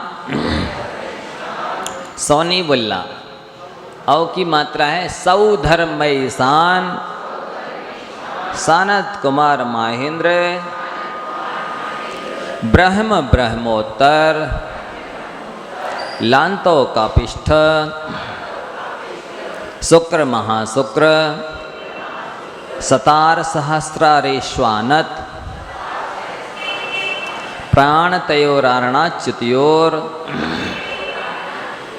नवसुग्रैवेयकेषु, विजय वैजयंत, जयंता, पराजितेषु, सर्वार्थ सिद्धौ च। ये क्रमशः 16 स्वर्ग हैं। सौधर्म, ऐशान, सानत कुमार, महेंद्र, ब्रह्म, ब्रह्मोत्तर, लांतो, कापिष्ट, शुक्र, महाशुक्र, सतार, सहस्रारेशु। यहाँ सप्तमी निकलेगी विभक्ति। क्यों निकलेगी? क्योंकि घातायुष्क जीव यहीं तक उत्पन्न होते हैं। दूसरी बात, 12वें स्वर तक के देव मर करके पंचेंद्री त्रेंच बन सकते हैं, इसलिए यहाँ विभक्ति तोड़ी गई है। फिर आगे आरण, आनत, प्राणत, आरण, अच्युत, यहाँ फिर अलग अलग रखा है, इनकी विभक्ति अलग रख दी है। मतलब श्रावक 16वें स्वर्ग तक ही जा सकते हैं। फिर नवसु ग्रैवेकेषु, यहाँ भी विभक्ति अलग अलग रखी है। चाहती तो 9 ग्रैवेकेषु ऐसा भी सूत्र बना सकते थे, दोनों जगह सप्तमी विभक्ति रखने की आवश्यकता नहीं थी, फिर भी रखी है। तो नवसु से 9 अनुदिश निकाले जाते हैं और ग्रैवेकेषु से 9 ग्रैवेयक निकाले जाते हैं। फिर विजय, वैजयंत, जयंत और अपराजित 4 विमान अलग रखे हैं, इसमें संधि तोड़ दी है। अर्थात यहाँ पर जघन्य आयु 32 सागर, उत्कृष्ट आयु 33 सागर, और यहाँ के द्विचरम होते हैं 2 मनुष्यों के भाव लेकर के। फिर बाद में मोक्ष जाएंगे, इसलिए अलग विभक्ति रखी है। और सर्वार सिद्धौच है, यहाँ विभक्ति अलग रखी है, अर्थात यहाँ पर जघन्य और उत्कृष्ट आयु 33 सागर ही है। दूसरी बात, यहाँ के देव एक भवातारी होते हैं, मनुष्य बनेंगे, मुनि दीक्षा लेकर के नियम से मोक्ष प्राप्त करेंगे। इसलिए ये यहाँ अलग अलग संधि तोड़ करके आचार्य महाराज ने ये अर्थ गर्भित किया है। फिर इसके बाद में इनकी आयु बताते हैं, इनमें विशेषता बताते हैं, देवों में ऊपर ऊपर क्या चीज़ अधिक होती है और कौन सी चीज़ की कमी होती है। स्थिति प्रभाव, सुखद्युति, लेशा, विशुद्धीन्द्रियावधि, विषयतोदिकाः। स्थिति प्रभाव, सुखद्युति, लेशा, विशुद्धीन्द्रियावधि, विषयतोदिकाः। तो अब ये अधिका माने ऊपर ऊपर, स्थिति माने इनकी आयु ज़्यादा होती है, प्रभाव माने इनके पास में ऊपर ऊपर साप देने की क्षमता भी बढ़ जाती है, और अनुग्रह यानी उपकार करने की, आशीर्वाद देने की क्षमता भी बढ़ जाती है। मतलब इसलिए एकांत से ऐसा नहीं कह सकते हैं कि ये देव लोग कुछ भी नहीं करते हैं। यदि आपके पास पुण्य है तो वे आपका सहयोग भी कर सकते हैं, और यदि पुण्य की कमी है तो वो आपको परेशान भी कर सकते हैं। इसलिए वो कई पुराण ग्रंथों में आता है, राम लक्ष्मण को भी उन्होंने विद्याएं दी हैं, अनेक महापुरुषों को आकर के उन्होंने सहयोग किया है। तो उनको अभिनय नहीं करनी चाहिए, निश्चय ही निश्चय बोल करके ही आना जाना चाहिए, असही बोल करके वापस जाना चाहिए। और कोई कार्यक्रम करते हैं तो ससम्मान उनको बुलाना और भेजना भी चाहिए। ये शिष्टाचार कहलाता है, इसमें मिथ्यात्व नहीं आता। नहीं कोई लोग समझे इनकी कोई ज़रूरत नहीं है, हम तो खुद कर लेंगे, ये हमारा क्या कर लेंगे, ऐसा एकांत नियम नहीं है। सांप और अनुग्रह की शक्ति इनके पास है। और ये जब हम मुनि महाराज के लिए मूलाचार में आज्ञा है कि आपको निश्चय ही निश्चय बोल करके ही कहीं प्रवेश करना है, असही बोल करके ही वापस जाना है। हम सोचने लगे हम काय को करेंगे, हम तो पंच परमेष्ठी भगवान के अंतर्गत आते हैं, हम असहियों से आज्ञा लेंगे? हम नहीं लेंगे। उनको हमारा सम्मान करना चाहिए कि साधु परमेष्ठी भगवान आए हैं। नहीं, मिथ्या दृष्टि देव भी होते हैं, जैसे यहाँ पर होते जैनेतर लोग, कई की श्रद्धा नहीं होती, आपको ही रहे आओ, हमें क्या लेना देना। वे तो नंगा ही समझते हैं, उनको थोड़ी उनकी दृष्टि में भगवान है कि साधु परमेष्ठी है कि कुछ भी है पूज्य है, वो उनके कोई मतलब नहीं है। इसी तरह से जो मिथ्या दृष्टि देव होते हैं उन्हें कोई मतलब नहीं कि आप कौन हैं। वे साधु को भी परेशान कर सकते हैं, उठा के फेंक सकते हैं, कुछ भी कर सकते हैं। इसलिए शिष्टाचार का पालन सभी के लिए अनिवार्य है। हम लोग भी निश्चय असही बोल करके ही कहीं भी प्रवेश करते हैं, जहाँ भी जाते हैं, और वापस जाते समय असही बोलते हैं। तो ये शिष्टाचार तो सभी को पालन करना होता है, करना भी चाहिए। इसमें उद्दंडता नहीं बरतनी चाहिए, अज्ञान प्रमाद नहीं करना चाहिए। नहीं बोलेंगे तो उसका फल आपको भोगना तो पड़ेगा। वो कोई भी बीमारी आपको लगा सकते हैं, किसी भी तरह से आपको परेशान कर सकते हैं, फिर आपको ये बीमारी ठीक ही नहीं हो रही तो कैसे ठीक होगी? वह डॉक्टर की बस की हो तो ठीक हो गए, जब वो देवों की बस की है तो उन्हीं से ठीक होगी। एक बार का प्रसंग है, ब्रह्मचारी अवस्था में द्रोणगिरी शब्द क्षेत्र पर हम लोग शिविर लगाने के लिए गए। ठंडी का समय था, अगन पुष की ठंडी थी। हम लोग ने दिन में क्लासें वगैरह ली और जलपान करके आश्रम से चौबीसी जिनालय के दर्शन करने के लिए गए। आप लोग गए होंगे तो मालूम होगा, थोड़ी सी रोड क्रॉस करके 150 कदम पर चौबीसी है। चौबीसी की दर्शन वंदन करके भक्ति करके लौटे और लघु शंगा की बाधा हुई तो वहीं लोट क्रॉस करके बैठ गए। हमने ध्यान दिया नहीं, आए नए कपड़े थे, देखा सुबह फट गए, नए फ्रेश कपड़े कैसे कागज जैसे टूट रहे, एक तरफ रख दिए फटे गए, दूसरे दिन दूसरे नए कपड़े पहने फट गए। क्या हो रहा है यार? जो ठंडी में मोटा चादर ओढ़ते थे, खेस जिसे बोलते हैं, नया फ्रेश था, फट गया। अब मेरा माथा ठंड का, ये तो गड़बड़ है कुछ। अभी अभी आए हैं, वो तो एक दो जोड़ी कपड़े एक्स्ट्रा थे, निकाल लिए। लेकिन मैंने कहा ये क्या हो रहा, कुछ गलती तो हुई है। किसी से कह सकते नहीं, लो अभी आए, शिविर लग नहीं पाए, इनको कपड़ों की जरूरत पड़ गई। ओ मैंने कहा कल परसों अपन शाम को, परसों एक दिन तो बीत गया, परसों शाम को अपन वंदना करने गए थे, शायद देखेंगे मंदिर के सामने कोई वृक्ष या कोई देवी देवता तो नहीं है। देखा तो एक बट वृक्ष है, वहाँ बढ़िया का झाड़ है, छोटी सी मड़िया बनी है। हमने ध्यान नहीं दिया, वहीं आजू बाजू लोग संगा करने बैठ गए होंगे, और हो सकता है निश्चय भी ना बोला हो। वो देव लग गया, अब मेरे सारे कपड़े फाड़ डाले, एक जोड़ी मात्र बची। उस समय मैंने उनसे जाके कहा भैया मेरे से गलती हो गई, क्षमा करो, मैंने देख नहीं पाया, आज से ध्यान रखूंगा। तो ऐसा भी होता है, आप ये नहीं कह सकते हैं कि नहीं वो कुछ नहीं करते हैं, कुछ भी कर सकते हैं। आपको बीमारी भी लगा सकते हैं, कपड़े भी फाड़ सकते हैं, आपका घर भी गिरा सकते हैं, कोई भी गाड़ी भी तोड़ फोड़ सकते हैं, कुछ भी कर सकते हैं। इसलिए निश्चय ही निश्चय, सही सही बोलनी चाहिए। आगे इनमें तो प्रभाव यानी शाप और अनुग्रह देने की करने की क्षमता होती है। फिर शुक, ऊपर ऊपर के देवों के सातवेदनी का उदय ज़्यादा होता है, इसलिए जो विषय है उनका अनुभव वो ज़्यादा करते हैं, सुखी ज़्यादा होते हैं। द्वितीय यानी शरीर की कांति, वस्त्राभूषण की कांति ऊपर ज़्यादा होती है। लेकिन ऐसा नहीं कि ज़्यादा कांति होती है तो आंखें बंद कर लेगा, कोई इतनी तेज हो जाएगी देख ही नहीं पाएगा। नहीं, चंद्रमा की तरह सौम्य शीतल होती है, अत्यंत नेत्रों के लिए प्रिय होती है, मनोरम और आकर्षक होती है।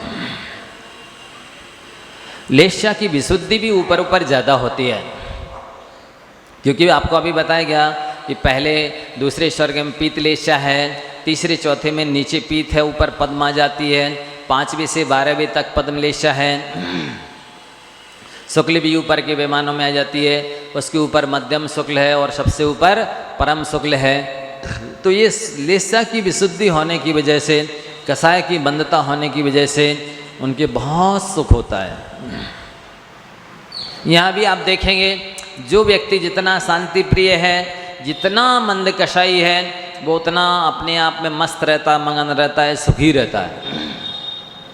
और जिसकी उग्र व्यग्र नेचर होते हैं, नखरेबाज होते हैं, तेज कसाय होती है, वो अपने आप में भी बहुत परेशान रहते हैं और उसके अंडर में रहने वाले लोग भी बहुत परेशान होते हैं। इंद्रिय विषय है, ऊपर स्वर्गों में इंद्रियों की विषयों की क्षमता यानी देखने जानने की क्षमता भी बढ़ जाती है। हर तरह का इंद्रियजन्य सुख ज़्यादा होता है। ऊपर अवधि ज्ञान का विषय भी उनका अधिक होता चला जाता है। ये देवताओं में विशेषता है। जैसे सौधर्म और ऐसान स्वर के देव पहली पृथ्वी तक देख सकते अपने अवधि ज्ञान से कि कहाँ क्या हो रहा है। सानत कुमार और महेंद्र स्वर के देव दूसरी पृथ्वी तक, दूसरे नरक तक देख सकते क्या हो रहा। ब्रह्मोत्तर लांतो कापिष्ठ 8वें स्वर्ग तक के देव तीसरी पृथ्वी तक देख सकते। शुक्र महाशुक्र सतार सहस्रार स्वर के देव चौथी पृथ्वी तक, नीचे नरक तक देख सकते हैं अवधि ज्ञान से। और अनंत प्राणत अरणच्युत 16वें स्वर्ग के देव 5वीं पृथ्वी तक अपने अवधि ज्ञान से देख सकते हैं। 9 वेग के देव 6वीं पृथ्वी तक अपने अवधि ज्ञान से देख सकते, जान सकते हैं। 9 अनुदेश और 5 अनुत्तर विमानों के देव पूरी लोक नाड़ी को देख सकते अपने अवधि ज्ञान के द्वारा। ऊपर तो उनका जो विमान है उसकी जो ध्वजा है उतनी देख पाते हैं, नीचे इतनी पृथ्वियों तक इनका जानने का विषय है। और तिरछा में असंख्यात कोड़ा कोड़ी योजन प्रमाण होता है अवधि ज्ञान का विषय क्षेत्र। तो ये तो यहाँ पर अधिक बताए गए स्वर्गों में देवों के पास की स्थिति प्रभाव आदि ज़्यादा है। कम कौन सी चीज है? गति शरीर परिग्रामी मानतो हीनाहा, अब आप एक विशेष ध्यान देंगे, जो ज़्यादा गमनागमन करते हैं, आज यहाँ कल वहाँ परसों वहाँ, समझ लीजिए उनकी कसाय तेज है। तीव्र कसाई जीव ही व्यंतरों की तरह यहाँ वहाँ भटकते हैं। जो जितने मंद कसाई होते चले जाते हैं, वो लोकांतिक देवों की तरह गमनागमन कहीं नहीं करते। बस बैराग के प्रसंगों में जैसे वो जाते हैं, ऐसे ही धार्मिक क्षेत्रों पर विशेष स्थानों पर जाते हैं, बाकी अपने स्थान से ही देखते रहते, वंदन नमन करते रहते, भक्ति करते रहते। तो गमनागमन कम करने से सुख होता है। ये ऊपर ऊपर सुख क्यों है? क्योंकि वो गमनागमन नहीं करते। देशन विदेशन में नरेशन को कलेश होए। जो राजा महाराजा लोग होते हैं, सारे ठाट बाट के साथ चलते, सेना के साथ जाते हैं, उनको भी विदेशों में कष्ट होता है। विदेश तो विदेश ही है। इसी तरह से जो यहाँ वहाँ जाते हैं, वे कष्ट भी उठाते हैं, परेशान भी होते हैं, पर उनको भटकने में ही आनंद आता व्यंतरों की तरह। वे एक स्थान पर रह करके ध्यान अध्ययन कर नहीं सकते। उनको तो लेबर क्लास के लोगों की तरह उठा पटक के काम बता दो, यहाँ आने जाने के उसी रूप में वो कर सकते हैं। शरीर भी हाइट की अपेक्षा भी ऊपर ऊपर कम हाइट होती जाती है, और ऊपर ऊपर देवों को अपने शरीर से राग भी कम होता जाता है, इसलिए भी सुखी रहते हैं। आप देखेंगे, जितना ज़्यादा जिन महिलाओं को या पुरुषों को शरीर से राग होता है, वे उतने ज़्यादा दुखी रहते हैं। क्यों? भी 24 घंटे कपड़े ही चयन करते रहते हैं, कौन से कपड़े पहने, कौन से कपड़े सुखाएं, खरीदें, ये करें, कौन सा किस तरह से खाएं पिएं कि हम अच्छे दिखें, अच्छे हृष्ट पुष्ट रहें। जितना ज़्यादा शरीर से राग रहता है, वे उतने ज़्यादा दुखी रहते हैं। फिर इसके साथ साथ विशेषता ध्यान दीजिए, ऊपर ऊपर के देवों के पास परिग्रह कम है और सुखी ज़्यादा हैं। इसलिए ऐसी कोई व्याप्ति नहीं है जिसके पास ज़्यादा धन होवे वो ज़्यादा सुखी होवे। क्योंकि जितनी बड़ी ढोल होती है, उतनी बड़ी पोल भी होती है। जितनी सुविधा दिखाई देती है, उसके पीछे उतनी दुविधा भी होती है। बड़े लोगों की बड़ी समस्याएं भी होती हैं। इसलिए ऐसी कोई व्याप्ति नहीं है कि जिसके पास ज़्यादा परिग्रह वो ज़्यादा सुखी है। ऐसा नहीं है। स्वर्गों में ऊपर परिग्रह तो कम है और सुखी ज़्यादा है। क्योंकि आज ही हमने बताया था उधर, ये देखो, आप लोग पढ़ते हैं, दाम बिना निर्धन दुखी, तृष्णावश धनवान, कहो ना सुख संसार में, सब जग देखो छान। जिसके पास पैसे नहीं है वो भी दुखी है, जिसके पास पैसा है वो भी दुखी है तृष्णा की वजह से। अब कोई भी सुखी नहीं है, मैंने कहा लेकिन हम सुखी बना सकते हैं। महाराज जी आप कहाँ से बना दोगे? क्यों सयान जी आप सुखी कहाँ से बना दोगे जब कहीं है ही नहीं? हमने सब जग छान के देख लिया है, सुख नहीं है, फिर आप कह रहे हैं हम सुखी बना देंगे। मैंने कहा हम बना देंगे। कैसे बना दोगे? मैंने कहा सुख पावे संतोषी प्राणी। क्या? गोधन गजधन बाजधन और रतन धन धान, जब आवे संतोष धन सब धन धूल समान। गो हो चक्रवर्ती गई गैया होवे 3.5 करोड़, 84 लाख हाथी होवे, 18,000 करोड़ घोड़े होवे, और 9 नदियाँ 14 रत्न होवे, 32,000 मुकुटबद्ध राजा होवे, 23,000 देवता लोग नौकर की तरह सेवक की तरह खड़े होवे। लेकिन इसके बाद भी सुखी हो जाए चक्रवर्ती, ऐसा कोई नियम नहीं है। 2 चक्रवर्ती सप्तम नरक गए हैं। कहाँ गए? सप्तम नरक गए हैं, उत्कृष्ट पाप का फल भोगने के लिए, उत्कृष्ट आयु भोगने के लिए। 33 सागर सप्तम नरक। इसलिए हमारा आपसे कहना है, परिग्रह संचय करने के चक्कर में मत पड़ो। जैसे बने तैसे जीवन में संतोष लाने की कोशिश करो। हर विषय में, खाने में, पीने में, पहनने में, ओढ़ने में, आने में, जाने में, लेने में, देने में, सब में संतोष। लेकिन आहार दान देने में संतोष नहीं धारण कर लेना। पूजा करने में, दान देने में संतोष धारण नहीं करना। 3 थान संतोष कर, 3 थान संतोष कर, धन भोजन और दार। धन में, भोजन में और स्त्री में तो संतोष करो, और 3 स्थान संतोष कब होना कीजिए, दान, पठन, तपाचार। हैं? बताया था क्या? कब? आज ही? अरे कमाल हो गया। तो ठीक है, हमको पता नहीं था इसलिए बता दिया, रिवीजन हो गया, अब अच्छे से याद हो गया। तो क्या बोलते हैं कि वो देव ऊपर ऊपर, परिग्रह भी कम होता है और सुखी ज़्यादा होते हैं। चौथी विशेषता दी है कि ऊपर ऊपर के देवों के पास अभिमान कम होता है, इसलिए सुखी होते हैं। जो जितना ज़्यादा अहंकारी होते हैं वे उतने ज़्यादा दुखी होते हैं। क्यों? क्योंकि वे कई अच्छे कामों से वंचित रह जाते हैं। कई तो धर्म सभा में भी नहीं आएंगे, पता नहीं वहाँ कुर्सी है कि नहीं, किसी ने बैठने को कहा कि नहीं, कोई हमें आगे बुलाएगा कि नहीं, कि अरे भैया संजय आप यहाँ आओ, लो बोले ही नहीं। तो इसलिए वे वंचित रह जाते मान कषाय की वजह से, अच्छे अच्छे स्थानों पर, धार्मिक स्थानों पर भी नहीं जाते हैं, और कई चीज़ों से मान कषाय की वजह से दुखी रहते हैं। आगे इनकी लेशाओं में बताते हैं क्या कौन कौन सी लेशाएं हैं। पीत पद्म, शुक्ल लेशा, द्वित्रिशेषेषु। पीत पद्म शुक्ल लेशा, द्वित्रिशेषेषु। हाँ, तो 2 युगलों में पीत लेशा पहले दूसरे स्वर्ग में, फिर 3 युगलों में अर्थात 10वें स्वर्ग तक पद्मलेशा है तो 12वें तक, लेकिन उसके बाद में शेष कल्पों में शुक्ल लेशा आ जाती है। प्राग्रैवेयकेभ्यः कल्पाः, प्राग्रैवेयकेभ्यः कल्पाः। ग्रैवेयकों की पहले पहले कल्प संज्ञा है, अर्थात 16वें स्वर्ग तक के देव कल्प उत्पन्न कहलाते हैं, क्योंकि यहीं तक इंद्र, सामानिक आदि 10 प्रकार के देवों की व्यवस्था है।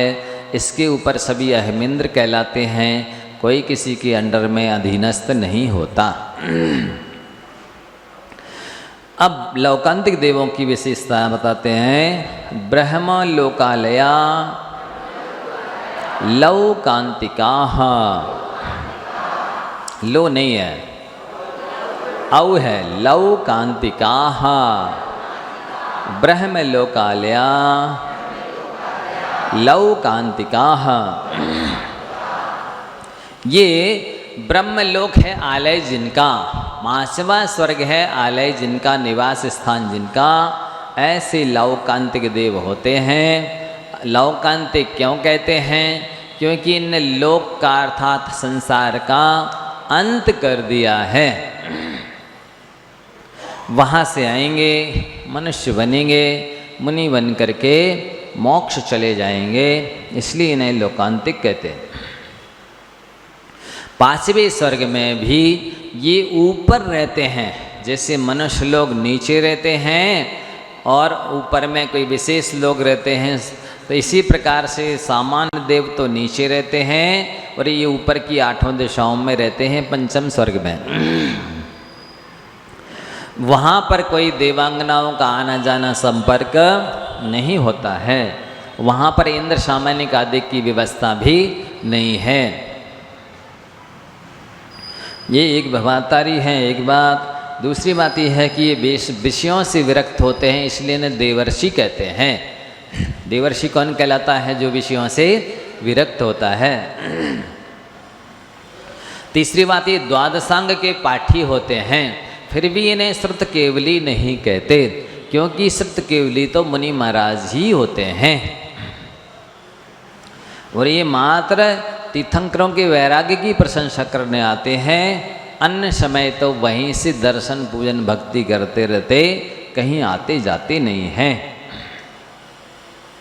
इसके बाद बताते हैं कि एक भवातारी जीव कौन कौन से होते हैं। सौधर्म इंद्र एक भवातारी है, ईशान इंद्र की गारंटी नहीं है। सौधर्म इंद्र की सची एक भवातारी है, फिर उस सौधर्म इंद्र के जो 4 लोकपाल हैं वे भी एक भवातारी होते हैं। सौम्यम, वरुण, कुबेर, सानत कुमार जो दक्षिणेंद्र हैं, मतलब ऐसी जोड़ी है ना, ये सौधर्म है एक ईशान है, तो सौधर्म दक्षिण दिशा वाला है और ईशान उत्तर दिशा वाला है। तो इस सौधर्म इंद्र स्वर्ग के ऊपर ऊपर के देव सब एकाध भवातारी हैं, ये दक्षिणेंद्र कहलाते हैं। और इस ईशान इंद्र वाले ये उत्तरेंद्र, इसके ऊपर ऊपर वाले की कोई गारंटी नहीं है कि एक भवातारी है कि 2 भवातारी, कितने हैं। 1, 3, 5, 7, 9, 11, 13, 15 इस स्वर्ग वाले इंद्र एक भवातारी है। हाँ, चूंकि इंद्र हैं तो सम्यक दृष्टि तो है ही, तो वो जाएंगे तो, लेकिन कब जाएंगे ये निश्चित नहीं दिया। लेकिन ये जो 1, 3, 5, 7, 9, 11, 13, 15 वे स्वर्ग वाले जो इंद्र हैं वो एक भवातारी हैं, दक्षिणेंद्र कहलाते हैं। बोलो, सर्वार्थ सिद्धि बता रहे आगे भी। फिर इसके बाद में लौकांतिक देव एक भवातारी होते हैं, सर्वार्थ सिद्धि के देव एक भवातारी होते हैं, ये एक भवातारी हैं। आगे इनके भेद बताते हैं कितने हैं इस लौकांतिक देव। सारस्वतादित्य, वह्न्यरुण, वह्न्यरुण, गर्ततोय, तुषिताभ्या, बाधारिष्टाश्च, ये 8 वेद हैं इन लौकांतिक देवों के। ये लौकांतिक देव कुल टोटल 4,07,806 मात्र हैं बस। गिनती के कितने हैं लौकांतिक देव? 4,07,806, बस इतने ही हैं, ज़्यादा नहीं है। एक मत के अनुसार मात्र 820 हैं 6 के स्थान पर, इतना अंतर। और लौकांतिक देव कौन बन सकता है, कौन बनता है, आप सब ध्यान से सुन लीजिए। जो सतत 12 भावनाओं का चिंतन करते हैं, 12 भावना वैराग्य भावना का चिंतन करते रहते हैं, सम्यक दृष्टि होते हैं, मुनि लौकांतिक देव बनते हैं। तथा श्रावक भी इंद्र या लौकांतिक पद प्राप्त कर सकता है। शर्त है कि वो विषयों से विरक्त होना चाहिए और सतत 12 भावना वैराग भावना का चिंतन करने वाला होना चाहिए। तो ये यहाँ बताया। फिर विजयादिशु द्विचर्मा, विजय वैजयंत जयंत अपराजित और 9 अनुदिश देवों के विमान 2 मनुष्यों के भाव लेकर के मोक्ष जाते हैं। अब इसके बाद पूछते हैं कि आपने त्रियंश तो बताई नहीं, नारकी बता दिए, देव बता दिए, त्रियंश कौन कहलाते हैं?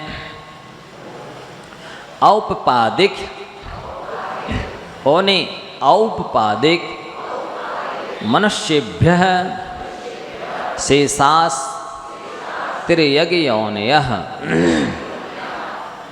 औपपादिक मनुष्येभ्यः शेषास तिर्यज्ञयोनयः। और 5 जन्म वाले देवनारकी हो गए और मनुष्य, इन 3 गति के जीवों को छोड़ दीजिए। फिर जितने जीव बचे वे सारे के सारे त्रियंश योनि वाले हैं। पानी कौन सी गति का जीव है? और बिना छना पानी पी लिया तो किन को पी लिया आपने? त्रियंशों को पी लिया। तो त्रियंशों को पी लिया, उसमें सटकाए के जीव हैं, तो 2 इंद्रिय से उनका शरीर मांस कहलाता है। तो आप मांसाहारी कहलाएंगे कि नहीं? अनछना पानी पीने वाले बता दो, हैं? हाँ, देख लो, आप विचार कर लो। स्थिति रसोर, नाग, सुपर्ण, वीप, शेषाणाम, सागरोपम, त्रिपल्योपमार्ध, हीन मिताः। स्थिति रसोर, नाग, सुपर्ण, द्वीप शेषाणाम सागरोपम त्रिपल्लोपमार्ध हीन मिताह। हाँ, अब यहाँ बताते हैं ये जो भवनवासी देव हैं इनकी कितनी विशेषताएं सुन लीजिए। असुर कुमार जो मुकुट पहनता है उसके मुकुट में चूड़ामणि का चिन्ह होता है।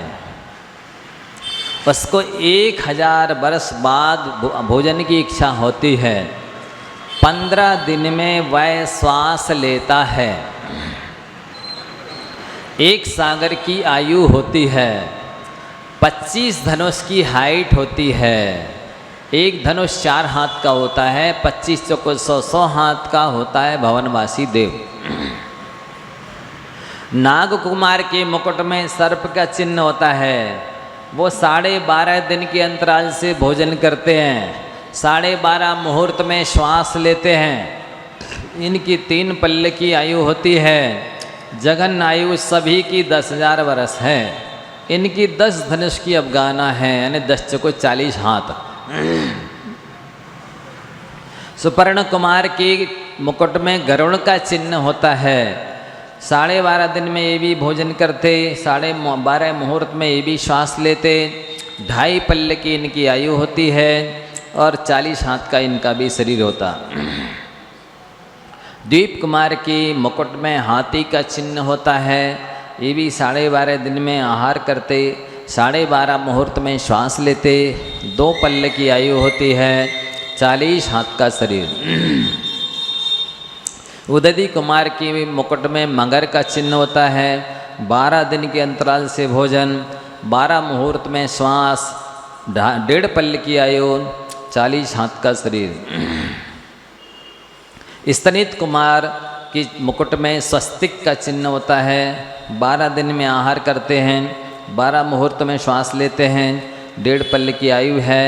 40 हाथ का शरीर। विद्युत कुमार की मुकुट में वज्र का चिन्ह है। 12 दिन में आहार। 12 मुहूर्त में श्वास। 1.5 पल्ले की आयु। 40 हाथ का शरीर। दिक कुमार नाम की जो भवनवासी देव हैं उनके मुकुट में सिंह का चिन्ह होता है। 7.5 दिन में आहार करते। 7.5 मुहूर्त में श्वास लेते। 1.5 पल्ले की आयु है। 40 हाथ का शरीर। अग्नि कुमार के मुकुट में कलश का चिन्ह होता है। 7.5 दिन में आहार। 7.5 मुहूर्त में श्वास। 1.5 पल्ले की आयु। 40 हाथ का शरीर। वायु कुमार देव के मुकुट में घोड़े का चिन्ह होता है। 7.5 दिन में आहार। 7.5 मुहूर्त में श्वास। 1.5 पल्ले की आयु। 40 दिन में 40 हाथ का शरीर। आगे बताते हैं कि जिनकी आयु 1 पल्ले की है, 1 पल्ले की आयु वाले देव 5 दिन के अंतराल से आहार करते हैं और श्वासोच्छ्वास 5 मुहूर्त बाद लेते हैं। जिनकी आयु 10,000 वर्ष की है वे देव 2 दिन के अंतराल से भोजन करते हैं। 2 मुहूर्त में श्वास लेते हैं। इस तरह इनकी व्यवस्था होती है। आगे वैमानिक देवों की बताते हैं। सौधर्मयी सानयोः सागरोप में अधिके। सौधर्मयी सानयोः सागरोप में अधिके। सौधर्म मैंने पहला सौधर्म स्वर्ग और दूसरा ऐसान स्वर्ग के देवों की उत्कृष्ट आयु 2 सागर से कुछ अधिक है। फिर आगे सानत कुमार महेंद्रयोः सप्त। तीसरे और चौथे स्वर्ग के देवों की आयु 7 सागर से कुछ अधिक है। त्रिसप्त नवैकादश त्रयोदश पंचदश धीरधिकानि तु। अब 5वें आदि स्वर्ग के देवों की आयु में क्रमशः ये लगा देना 3, 7, 9, 11, 13 और 15। तो ऊपर के स्वर्गों के देवों की आयु निकल आएगी। अब आगे चलते हैं। अरुणाच्युता दूर्धो मेकैकेन नवसुग्रैवेकेषु विजयादिषु सर्वार्थ सिद्धौ च। आगे बताते हैं आरण अच्युत स्वर्ग में से आगे ऊपर 9 ग्रीवक में 9 अनुदेशों में विजय वैजयंत जयंत अपराजित ये 5 अनुत्तरों में एक एक सागर की आयु बढ़ाते जाना है। मतलब जैसे 16वें स्वर्ग में 22 सागर की आयु है तो एक एक सागर बढ़ाएंगे तो 9 ग्रीवक में 31 सागर तक पहुंच जाएंगे। फिर इसके बाद में एक सागर बढ़ाएंगे तो 9 अनुदेश हो जाएंगे 32 सागर, और एक सागर बढ़ाएंगे तो 5 अनुत्तरों में 33 सागर की उत्कृष्ट आयु हो जाएगी। इसके आगे बताते हैं कि जघन आयु किनकी कितनी है। अप्रापल्योपम अधिकम। तो सौधर्म और ऐसान स्वर्ग में जगन आयु एक पल्ले से कुछ अधिक है। परता परता पूर्वा पूर्वानंतरा। आगे आगे के देवों की जो उत्कृष्ट आयु है वो जैसे जैसे ऊपर चले जाएंगे तो नीचे नीचे स्वर्गों की वो उत्कृष्ट और ऊपर ऊपर वालों की जघन्य होती चली जाएगी। नारका नाम से द्वितीय दिशो। इसी प्रकार से नरकों में लगाना कि पहले नरक की जितनी उत्कृष्ट है दूसरे नरक की वो जघन्य है,